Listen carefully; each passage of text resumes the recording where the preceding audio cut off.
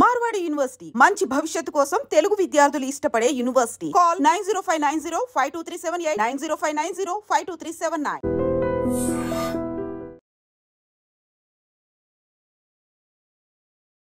నమస్తే, welcome to I dream social spotlight with Kavitha. న్యాయమూర్తులు, న్యాయ వ్యవస్థకు సంబంధించి గతంలోనూ చాలా చర్చ జరిగింది. అవినీతి అనేది ఉంది అనేటువంటి వాదాలు, వివాదాలు ఇవన్నీ కూడా కొనసాగుతూనే వస్తున్నాయి. సడన్ గా ఢిల్లీ హైకోర్టు జడ్జ్ యశ్వంత్ వర్మ ఇంటి ప్రెమిసెస్ లో దొరికినటువంటి డబ్బు సంచులతో మరొకసారి ఈ చర్చ మొదలైంది. యాక్చువల్గా ఏం జరిగింది? అడ్వకేట్లు అతీతుల నిజంగా వర్మ చేస్తున్నటువంటి వాదనలేంటి? కోర్టులు ఏం చెప్తున్నాయి? అడ్వకేట్లు ఏమంటున్నారు? మనతో పాటుగా ఉన్నారు హైకోర్టు అడ్వకేట్ కాంపల్లి ఉదయకాంత్ గారు. ఉదయకాంత్ గారు నమస్కారం. నమస్కారం మేడం. నోట్ల కట్టలు దొరికాయి, ఎంతో కూడా తెలియదు, కాకుంటే నా ఇంట్లో కాదది, నా ప్రెమిసెస్ లో మాత్రమే దొరికింది, నాకు సంబంధం లేదు. యశ్వంత్ వర్మ చేస్తున్నటువంటి వాదనలు ఏం జరిగింది? మీరు అన్నది నిజమైతే బాగుండేది మేడం. నోట్ల కట్టలు దొరికితే బాగుండేది, కనీసం అది ప్రభుత్వం ఖజానాలో ఉండబడేది. కానీ ఇక్కడ నోట్ల కట్టలు దొరకలేదు, కాలిపోయిన నోట్లు దొరికినాయి అక్కడ. అది బాధాకరం మేడం. కట్టల రూపాయలు కాలిపోయేసి దొరికినాయి. దాన్ని వెతికి చూస్తే కొన్ని కోట్ల రూపాయలలో ఉన్నాయని చెప్పి నిర్ధారణలోకి వచ్చినాయి. మీడియా ఛానల్స్ అన్నీ మాట్లాడుకుంటా ఉన్నాయి. ఇటువంటి పరిస్థితుల్లో అది నా ప్రెమిసెస్లో దొరికినాయి, నాకు సంబంధం లేదు, లేకపోతే నా అవుట్ హౌస్ ఉందో, లేకపోతే నా డ్రైవర్దో, నా పిఏదో, లేకపోతే ఇంకోటిది అనడంలో ఎటువంటి ట్రాన్స్పరెన్సీ లేదు, జెన్యూనిటీ లేదు. Black and white evidence. And దాని తర్వాత సుప్రీంకోర్టు ఇట్ సెల్ఫ్ ఆయన యొక్క ఇన్సిడెంట్ను అటాచ్ చేస్తే ఆయన ట్రాన్స్ఫర్ చేసింది. మరి ఏమి లేనిది ఎందుకు ఆయన ట్రాన్స్ఫర్ చేయాల్సి వచ్చింది? నిప్పు లేని పొగరాదంటాము. ఇక్కడ నిప్పు వచ్చింది, నిప్పుతో పాటు పొగ వచ్చింది, పొగతో పాటు డబ్బులు బయటకు వచ్చినాయి అన్నది ఈరోజు స్పెక్యులేషన్ సమాజంలో జరుగుతున్నది. అందరూ మాట్లాడుకుంటున్నారు. సందర్భం వచ్చింది కాబట్టి మనం కూడా మాట్లాడుకోవాల్సిన పరిస్థితి వచ్చింది. సరే, ఏదేమైనప్పటికీ వన్స్ ఇంటర్ప్రిటేషన్ అంటాం మేడం. ఏదన్నా ఇన్సిడెంట్ జరిగింది, ఒక వ్యక్తిని ట్రాన్స్ఫర్ చేసినారు, ఎందుకు ట్రాన్స్ఫర్ చేసినారు, దానికి కొరిలేట్ అయింది. అంత సడన్ గా ఎందుకు చేయాల్సి వచ్చింది? ఇల్లు కాలింది, ఇల్లు కాలితే వ్యక్తిని ట్రాన్స్ఫర్ చేయాలి, ఇల్లు కాలితే ఇంటి వ్యక్తిని ట్రాన్స్ఫర్ చేయాలి. మనందరం కలిసి సింపతి ఎక్స్ప్రెస్ చేయాలి. మీడియా వాళ్ళు, మీరు, నేను అందరం పోయేసి అయ్యో పాపం ఇట్లా కాలిపోయింది, ఆయన ఎంత నష్టపోయినాడు, ఆయన కష్టంతో సంపాదించుకున్న డబ్బో, లేకపోతే కూడబెట్టుకున్న ఆస్తులు పాస్తులు, లేకపోతే ఇంకేమన్నా నష్టపోయినారా, ఎవరికైనా ప్రాణహాని జరిగిందా అని చెప్పి మనందరం కూడా సింపతి ఎక్స్ప్రెస్ చేయాలి. కానీ ఈరోజు ఆస్తి నష్టం కంటే చర్చ ఎక్కువగా అక్రమ ఆస్తి అనేది ఎందుకు కొనసాగుతుంది?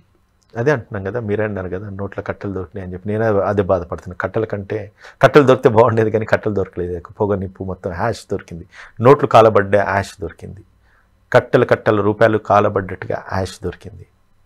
ఏమైపోతుంది సమాజం? ఎక్కడికి వెళ్ళి వచ్చిన ఈ డబ్బు? ఎందుకు వచ్చింది ఇంత డబ్బు? అంటే జుడిషియరీకి, అంటే జడ్జెస్కున్న ప్రివిలేజ్ ఏంటంటే మేడం, ఎవరు కూడా వాళ్ళ ఇంట్లోకి వెళ్ళడానికి వీల్లేదు, వాళ్ళ కన్సర్న్ లేకుండా వాళ్ళని అడగడానికి వీల్లేదు. ఒక జడ్జి మీద ఆరోపణ వస్తే దాని మీద చర్య తీసుకోవడానికి ఎటువంటి అథారిటీకి రైట్ లేదు. ఒక జడ్జి మీద ఎఫ్ఐఆర్ కట్టడానికి లేదు. ఇన్ని ప్రివిలేజెస్ ఉన్న వ్యక్తి ఇంట్లో డబ్బులు దొరికినాయి అంటే తనకున్న ప్రివిలేజెస్ని వాళ్ళు మిస్యూజ్ చేసుకుంటున్నారు. ఏం చేస్తే అంత డబ్బు అక్కడికి వచ్చింది? సరే, నీది కాదు, నీ ప్రెమిసెస్లో దొరికింది. నీ ప్రెమిసెసే కదా, నీకు తెలియకుండా ఎట్లా జరిగింది? పోనీ అంత డబ్బు సంపాదించే అంత గొప్పటి వాళ్ళు నీ ప్రిమిసెస్లో ఎక్కడున్నారు? నాది కాదు, అది నా ప్రిమిసెస్లో ఉంది అంటే ఉంది అన్నది మాత్రం నిర్ధారించింది కదా ఆ వ్యక్తి. డబ్బు ఉంది అని నిర్ధారించే కదా నాది కాదని చెప్పేసి అన్నాడు తాను. మరి నీది కాకపోతే ఎవరిది? ప్రిమిసెస్ అంటున్నాడు, నా ప్రిమిసెస్ అని అంటున్నాడు కదా. ఎలా చొరబడ్డారో తెలియకుండా ఎలా వస్తుంది? పోనీ పెట్టగలిగేటోడికి అంత డబ్బు ఎందుకు వస్తుంది? అంత డబ్బున్న వ్యక్తి అక్కడే ఎందుకు పెట్టాలి? ఒక పెద్ద బిల్డింగ్ కట్టుకొని వారింట్లో పెట్టుకోవచ్చు కదా, నీ ప్రెమిసెస్లో ఎందుకు పెట్టాలి? తప్పించుకోవడానికి నకల్ కర్నేకి అక్కలు చాయి అన్నారు. అంటే నువ్వు ఏదైనా ఎద పని చేయాలని కూడా కొంచెం సెన్స్ ఉండాలి. ఇంత స్థాయి అనుభవించిన తర్వాత కూడా నువ్వు ఇచ్చే స్టేట్మెంట్స్ ఏ రకంగా ఉన్నాయి? ఈరోజు సభ్య సమాజం సిగ్గుపడుతుంది. మనిషి చనిపోక ముందు చివరి సోర్స్ ఏదైనా ఉన్నది న్యాయం గురించి కొట్లాడాలంటే భగవంతుడి కంటే నెక్స్ట్ స్టేజ్ జ్యుడిషియరీది, న్యాయమూర్తులది. అటువంటి న్యాయ వ్యవస్థనే నువ్వు ఈరోజు భ్రష్టు పట్టించే విధంగా ఈరోజు మీడియా కథనాలు, వార్తలు వస్తున్నాయంటే తలదించుకోవాలా న్యాయ వ్యవస్థ? మాలాంటి అడ్వకేట్స్ ఏం మాట్లాడతాం? ఇంత మేము కొట్లాడినా కూడా జడ్జి ఇచ్చే తీర్పే కదా madam. That is ultimate right.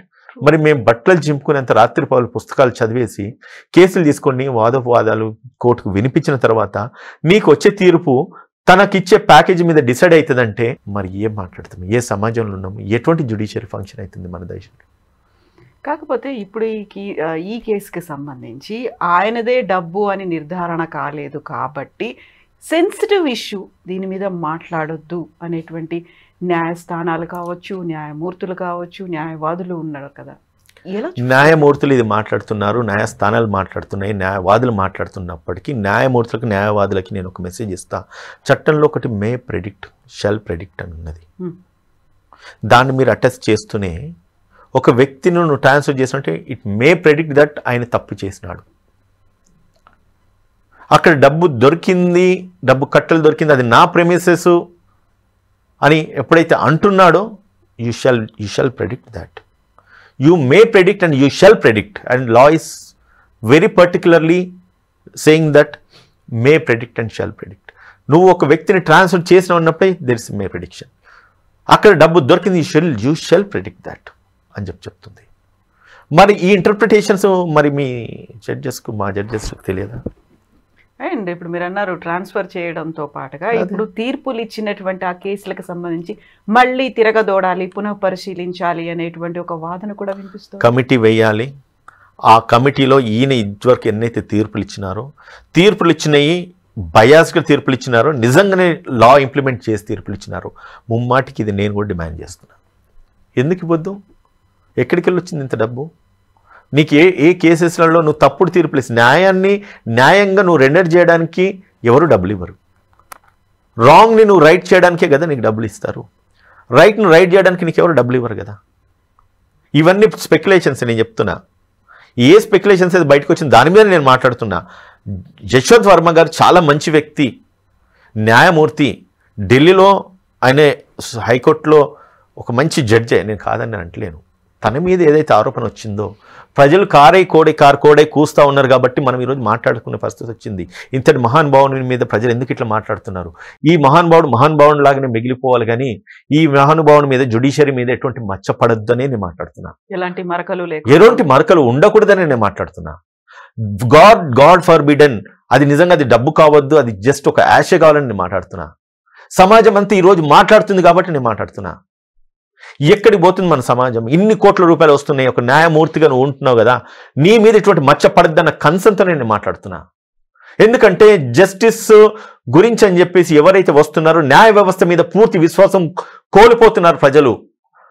నువ్వు చేసి ఇది జరిగినది తప్పే కావాలని చెప్పేసి భగవంతుని ప్రార్థించుకుంటూ నేను మాట్లాడుతున్నా. ఈరోజు మనం ఏమి కోల్పోతున్నాం ఈరోజు సమాజానికి ఎటువంటి మెసేజ్ ఇస్తున్నామో ఇది తప్పు కావాలని నేను కోరుకుంటున్నాను మేడం. అంతకుమించి నేనేం చెప్పలేదు. సో గతంలో ఇలాంటి చర్చలు చాలా జరిగినప్పుడు కొంతమంది రిటైర్డ్ జడ్జిలు కూడా, సుప్రీంకోర్టు జడ్జిలు కూడా బయట మాట్లాడింది, ఎక్కడైతే మజిల్ పవర్ ఉందో, ఎక్కడైతే మనీ పవర్ ఉందో, ఎక్కడైతే పొలిటికల్ పవర్ ఉందో అటువైపు కొంచెం ఇంక్లైన్డ్గా కనిపిస్తున్నాయి తీర్పులు, అందులో సెట్ చేయాల్సినటువంటి అవసరం ఉంది, కొంతమంది న్యాయమూర్తుల వల్ల న్యాయ వ్యవస్థకి ఒక చెడ్డ పేరు వస్తుంది అనేటువంటి వాదన గతంలో చేశారు. దీని మీద దేశవ్యాప్తంగా చర్చ జరగాల్సినటువంటి అవసరం ఉంది అనేది కూడా ఉంది కదా. సో ఇలాంటప్పుడు మీరు చెప్పినట్టుగా నిజంగా న్యాయం జరుగుతుంది, మాకు కోర్టు ఉంది అనే ఒక నమ్మకం నిరపరాధులో లేకుంటే అమాయకులో కామన్ మ్యాన్కో ఎలా వస్తుంది, ఎలా ఇవ్వగలిగారంటారు? పోతుంది కాబట్టే ఈరోజు మేము మాట్లాడుతున్నాం, పోతుంది కాబట్టే ఈరోజు నేను నా ఆవేదనను ఎక్స్ప్రెస్ చేస్తున్నాను. ఒకటి చూడండి, ప్రభుత్వం ఈ supreme, judges and judiciary and administration ఏది గవర్నమెంట్ ప్యారలల్ పిల్లర్స్, రైట్.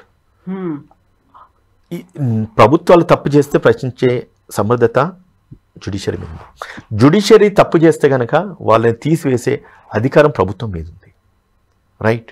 ఇది ఇంటర్లింక్ అయి కోరిలేట్ అయి ఉన్నది. ఒక జడ్జు కొన్ని తీర్పులు ఇస్తాడంట, తీర్పులు ఇచ్చి రిటైర్ అయిపోతాడంట. ఆ రిటైర్ అయిపోయిన జడ్జిని ఇంకో రాష్ట్రానికి గవర్నర్ని చేస్తారంట. నిజంగా ఇది ఎక్కడుంది సమాజంలో? ఏ చట్టంలో, ఏ రాజ్యాంగంలో రాస్తుంది మేడం? ప్రభుత్వానికి అనుకూలంగా పనిచేసిన జడ్జెస్ని తీసుకుపోయేసి అదే ప్రభుత్వము ఇంకొక రాష్ట్రానికి హెడ్ ఆఫ్ ద స్టేట్ని చేస్తూ ఉంది. అటువంటి భారతదేశంలో మనం బ్రతుకుతున్నాం. చరిత్ర చెప్తుందని నేను మాట్లాడట్లేదు. జరిగిన విషయాన్ని నేను చెప్తున్నాను, నేను కొత్తగా చెప్పట్లేదు. నేను పేరు చెప్పదలుచుకోవాలి, పేరు చెప్పకూడదు కాబట్టి చెప్పట్లేదు. నేను నీకు అనుకూలంగా అయిన ప్రభుత్వానికి అనుకూలంగా పనిచేసి జడ్జిని తీసుకుపోయి అక్కడ పెడుతున్నారు. జడ్జిలకు ప్రొటెక్ట్ చేయడానికి ప్రభుత్వాలు ఈ రకమైన ప్రివిలేజెస్ ఇస్తున్నాయి. మరి మిస్యూజ్ చేసుకోకపోతే ఏం చేస్తారు వీళ్ళు?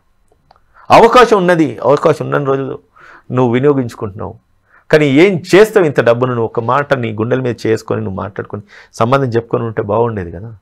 రూము నిండా డబ్బులు ఏం చేస్తున్నారు నాకు అర్థం కాదు.